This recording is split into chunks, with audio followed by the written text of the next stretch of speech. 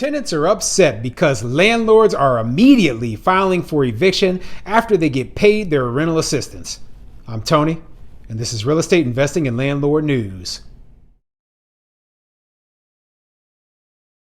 All right, so I have an interesting article for you today, and it's going over issues with the rental assistance program. Now, there are tenants and tenant advocates and, tenant attorneys and all these tenant groups out there who are kind of upset with landlords who, after they're getting their rental assistance payment, during the pandemic, obviously, there was the eviction moratorium going on, and then they put these rental assistance programs out there to pay the landlords back the money that they were owed after the tenants didn't pay them during the pandemic. So in a lot of places, they had put these rules in place that said, hey, after you take your rental assistance payment, you cannot evict that tenant for X amount of time, usually I think around 3 months. But some jurisdictions did not put those rules in place. So these advocates and tenants are upset because these landlords are getting their rental assistance money and then immediately filing for eviction. And I don't blame them. I don't blame them one bit, because if the tenant didn't pay you that entire time, and then you get paid, the rental assistance money, but they're still not paying you the very next month's rent, well, then they got to go, okay? The eviction moratorium is over. They got basically a free gift. They got months and months of free rent, and now they still aren't paying, and they're upset because we're going to file eviction on them? That doesn't make sense to me. I mean, obviously, they should realize that, hey, the thousands of dollars that I saved by not paying rent all that time, and by them, they paying the landlord for me, well, maybe I should pay the landlord going on into the future. But no, they're not doing that.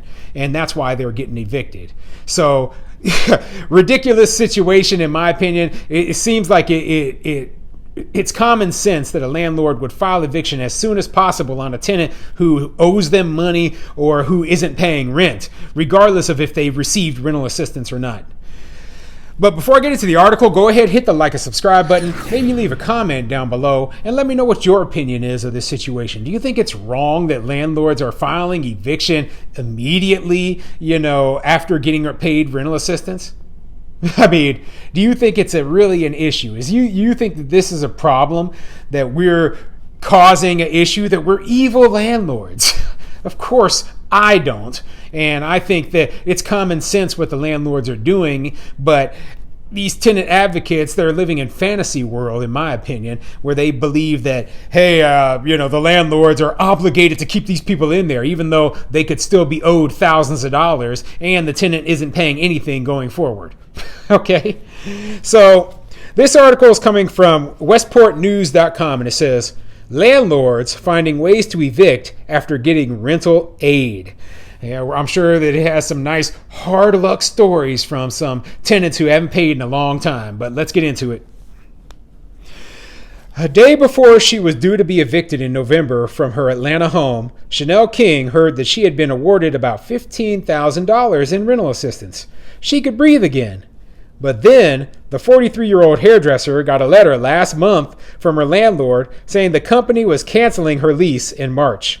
7 months early, without any explanation. I'm really pissed about it. I thought I would be comfortable again back in my home, said King, whose work dried up during the pandemic and who now worries about finding another apartment she can afford. Here I am, back up against the wall with nowhere to stay. I don't know what I'm going to do now. So let's dive into what we just read there. Okay, we've got a hard luck story from a tenant, of course. That's the way a lot of these articles start off. And then going forward into the article, they finally get into the explanation the landlord has for why this tenant was in the situation. But let's see here. It says that a day before she was to be evicted in November, she was awarded the rental assistance of $15,000, right? So the $15,000 covered the back rent that she owed.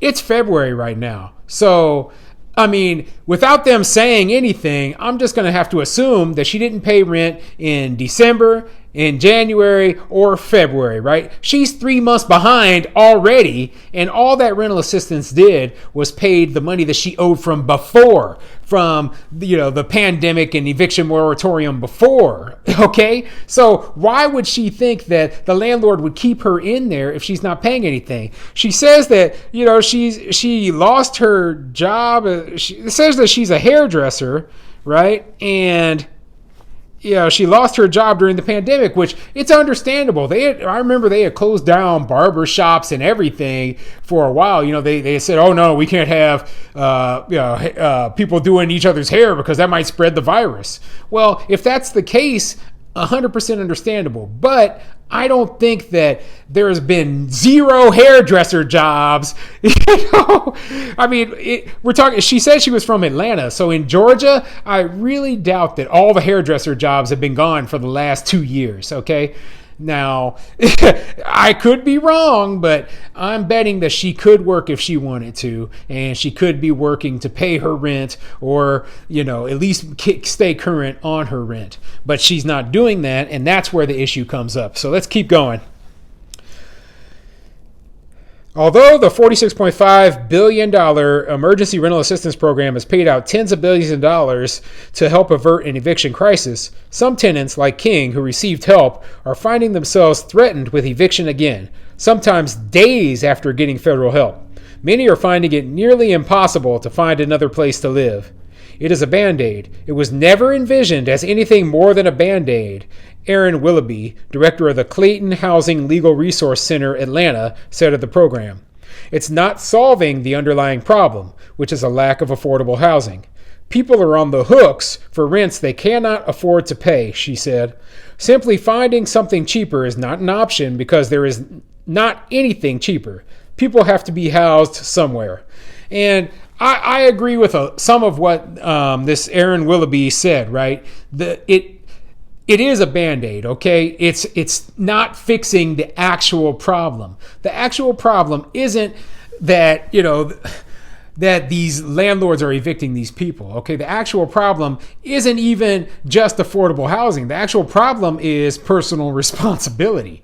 Okay, this lady needs to take personal responsibility for her own life and not depend upon the government to save her butt. Not depend upon the landlord out of the goodness of their heart to save her butt. Okay, the only one who can save her is herself. So she needs to get up off of her butt.